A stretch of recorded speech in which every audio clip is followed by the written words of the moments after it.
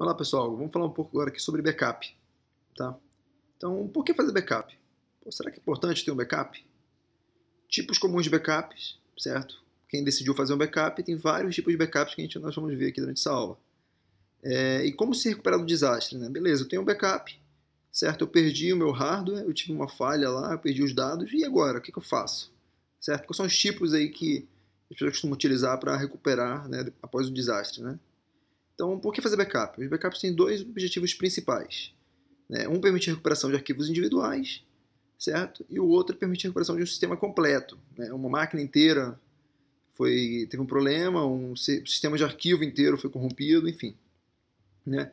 O primeiro tipo que eu comentei aqui é aquele tipo de quando o usuário apaga sem querer um arquivo, certo? Ele vai até a parte lá de processamento de dados da empresa e, poxa, perdi um arquivo e tal, será que tem backup? Então esse é o uso mais comum, né? O diretor perdeu lá o PowerPoint, botou num pendrive e foi danificado, enfim. E a segunda situação é o pior pesadelo, né? Aquela situação em que o servidor inteiro foi corrompido, teve problema, queimou, houve uma sobrecarga de energia, enfim, o hardware todo foi danificado. Então faltam todos os softwares, os dados, os aplicativos, às vezes o sistema operacional, enfim. E aí vem aquela situação, né? Supostamente, se é um servidor complexo, né? Há backup de tudo. E aí a pergunta é, há realmente esse backup? E se houver esse backup, você é capaz de recuperá-lo? Né? Então, dados diferentes, necessidade de backups diferentes. Há dados que quase nunca mudam e dados que mudam constantemente, certo? Então, o que é um backup? Né? O backup é aquela imagem, aquela cópia, certo? Uma imagem, uma fotografia dos dados naquele exato momento que foi feito o backup, né? Então, por exemplo, dados que são alterados com uma frequência, com pouca frequência, né? Podem ter backups com pouca frequência. Se eu tenho um dado que eu altero uma vez por mês, por exemplo, eu não preciso que eles sejam backupeados toda semana, certo? Porque eu vou ter backups repetidos, certo? Vou estar usando dados sem necessidade. Tá? Os sistemas operacionais. Quando que eu devo fazer o backup dos sistemas operacionais? Né? Geralmente eles são atualizados durante upgrades, correção de bugs e modificações específicas, certo? Software de aplicação são atualizados sempre que a aplicação é instalada, atualizada ou removida. Dados de aplicações, frequência de utilização. Geralmente, quando você usa a aplicação, os dados da aplicação são atualizados, né? Então, dependendo da aplicação da sua empresa, isso pode significar que as alterações ocorrem a cada segundo ou uma vez no final de cada ano fiscal, certo? Imagine aí uma aplicação que faz o balanço anual, certo? Então, só vai ser atualizado os dados no final do ano. Dados dos usuários. Estes dados alteram de acordo com os padrões de uso da sua comunidade de usuários. Na maioria das empresas, significa que as alterações ocorrem a toda hora. Esses dados aqui que são os dados complicados que as pessoas ficam, né, quando perdem, aí, perturbando o pessoal da área de TI. Né? Sobre software de aplicação, né, a questão é, por que fazer o backup disso? Se for difícil refazer, né, a configuração da aplicação ou recriar o sistema, é melhor fazer o backup daquele software de aplicação, certo?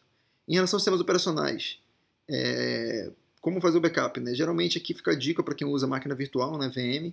Sempre faço o snapshot? Sim, eu sempre faço o snapshot. Tem um snapshot pronto ali que você não vai precisar instalar novamente o sistema operacional, né? É só voltar ao snapshot. E os dados dos usuários você traz num backup de dados, certo? Se os dados forem importantes, lógico. Às vezes não se deve fazer o backup de tudo, né? De qualquer coisa, tá? Beleza. Então a pessoa viu essa situação e falou assim, eu quero ter backup, eu decidi que eu quero ter backup. O que eu vou fazer?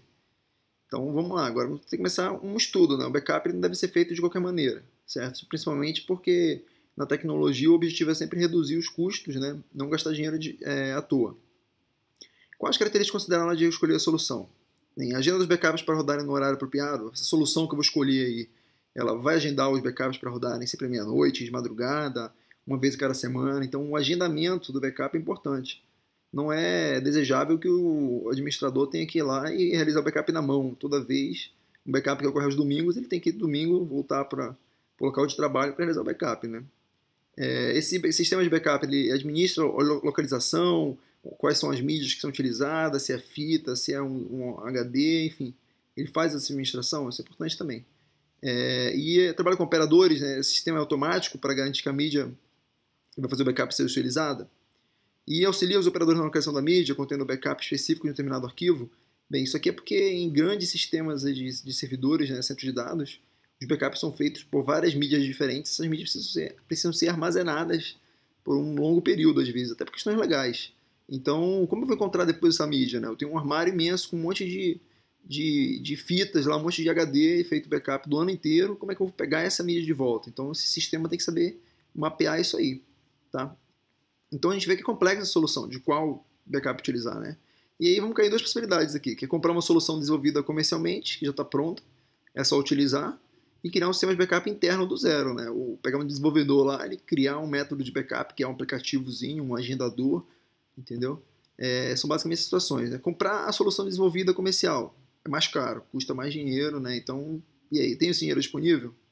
Por outro lado, né, mídia, tem a questão da mídia ali. Qual mídia eu vou utilizar? Vou usar DVDs, CDs,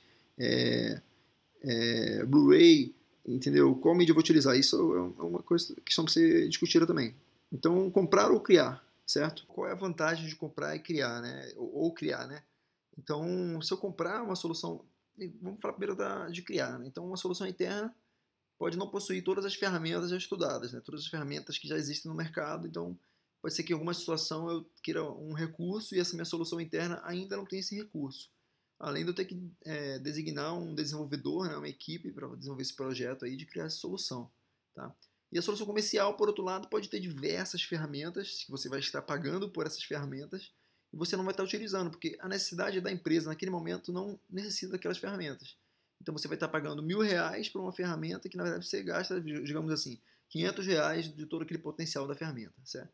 Então não há solução padrão, vai depender da situação da empresa, né? Aí vem uma outra situação que é bom a pessoa lembrar na hora do projeto, que mudar depois o software de backup, ele pode ser complicado, certo? E esse software de backup geralmente vai ser utilizado por bastante tempo. Então, depois que você resolver mudar de ideia, vai ser um pouco complicado, vai ter que adaptar as mídias, o processo de backup, enfim. Mudar o software de backup significa que você terá que manter o software original para acessar os backups já arquivados, né, backups antigos. Ou realizar todo esse processo que eu falei aqui de migração dos backups que já foram arquivados. Né? Então, dependendo do software de backup, recuperar os backups arquivados pode ser simples ou muito complexo. Então, deve-se também verificar, né, essa etapa aqui, né, que é a etapa de recuperação do desastre. Não é só realizar o backup de um modo fácil, um modo simples para o usuário, mas na hora de recuperar os dados é complicado, então não adianta. Né? E o software deve ser 100% confiável, porque quando você fizer o backup, você precisar dele, você tem que confiar naquele backup. Né? Então, os usuários vão acreditar que o backup está feito. A coisa mais frustrante e mais complicada que tem na área de TI é quando há um backup feito e você precisa do backup, você vai utilizá-lo e descobre que, na verdade, o backup não funcionou. Né? Ele não existe. Né? Ou existe e não foi feito de maneira correta. Tá? Tipos de backup. Imagine que você possui uma base de dados com informações de pagamento dos funcionários da empresa. Essa base é atualizada a cada 15 dias, através de um processo que realiza o pagamento e atualiza a base. Certo? Pensando em garantir a disponibilidade dos dados em caso de algum desastre, você configurou o agendador para realizar o backup diariamente. Assim, em caso de falha, você sempre teria disponível os dados mais recentes para a área de pagamento. Certo? Bem, essa solução pode parecer esperta, né? Porque eu vou ter, todo dia eu vou ter o dado atualizado ali. Mas já que os dados são modificados a cada 15 dias, será que eu preciso desse backup diariamente? Será que eu não vou estar desperdiçando dado, né? Então, essa foi a melhor solução técnica, né?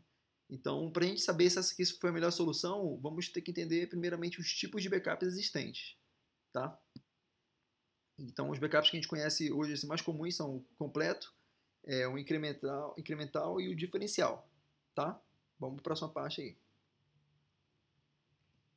Então, vamos falar agora do completo.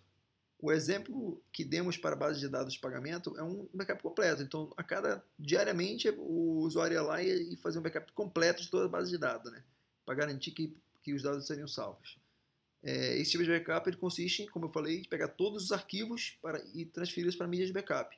Caso os arquivos não tenham sido alterados, todos os backups seriam iguais. Né? Como eu falei, os dados são alterados a cada 15 dias, então os backups realizados entre esses 15 dias são backups iguais. Então, desperdício de mídia, né? Desperdício de dados à toa, desperdício de recursos, desperdício de dinheiro.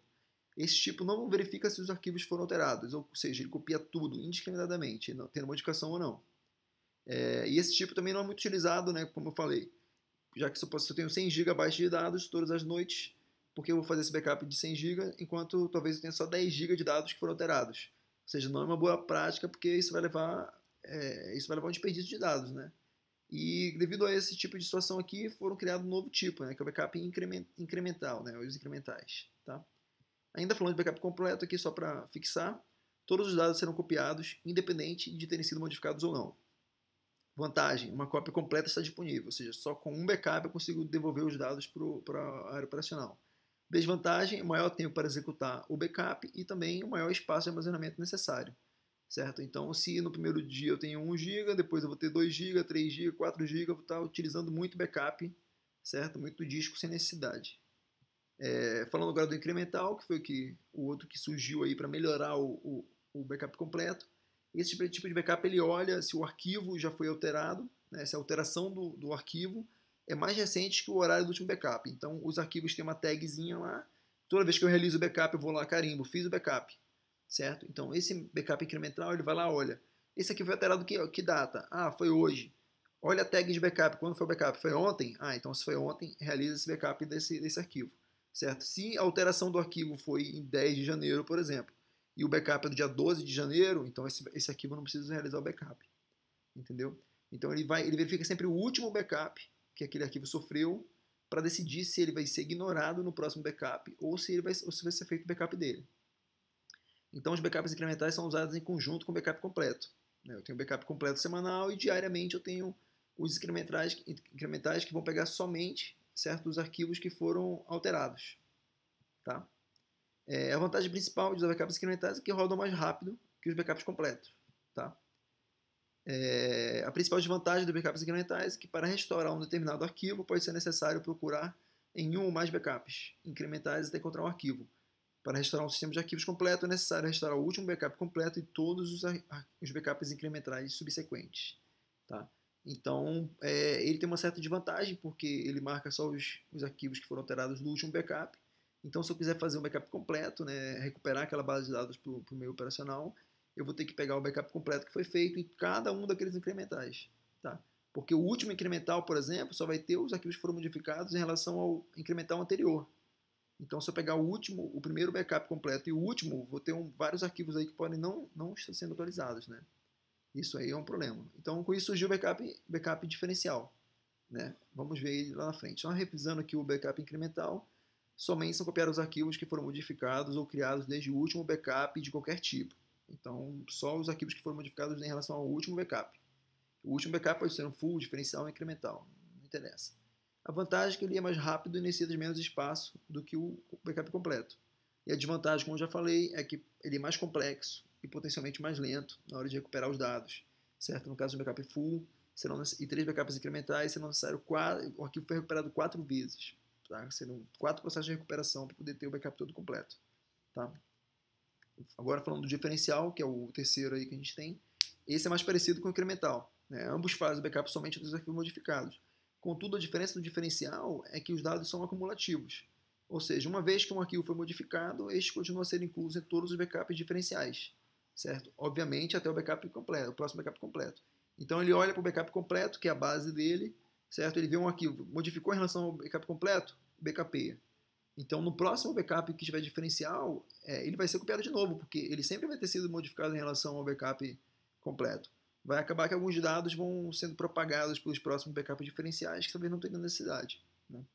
Então, cada backup diferencial contém todos os arquivos modificados, desde o último backup completo. Como eu falei, a referência é sempre o backup completo, possibilitando executar uma restauração completa somente com o último backup completo e o último backup diferencial. Porque se eu tenho um backup completo e um diferencial, o diferencial vai ter todas as modificações. Né? A estratégia adotada geralmente é de um único backup completo, seguido de vários backups diferenciais mais frequentes. O efeito aí de usar esses backups diferenciais, né, é que eles podem ser muito mais fáceis de realizar o backup no final. Né?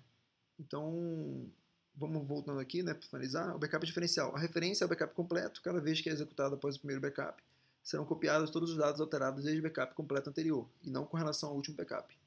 A recuperação é mais rápida do que o incremental, já que é necessário somente 2 backups, né? o completo primeiro e o último diferencial. Né?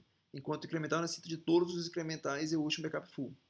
E a desvantagem é que exigirá mais espaço e tempo de backup que os backups incrementais. Né? Por exemplo, então aqui no full 20 GB esse diferencial 4, esses 4 GB que foram modificados, por mais que só 2 tenham sido modificados em relação do 6 para o 4, aqui vai ser feito o backup daqueles 4 também.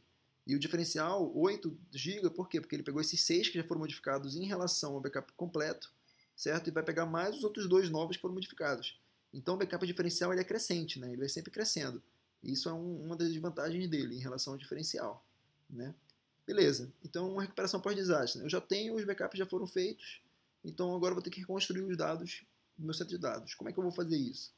Certo? Então possuir dados, backup é importante, mas qual é o meu plano de recuperação pós-desastre? Certo?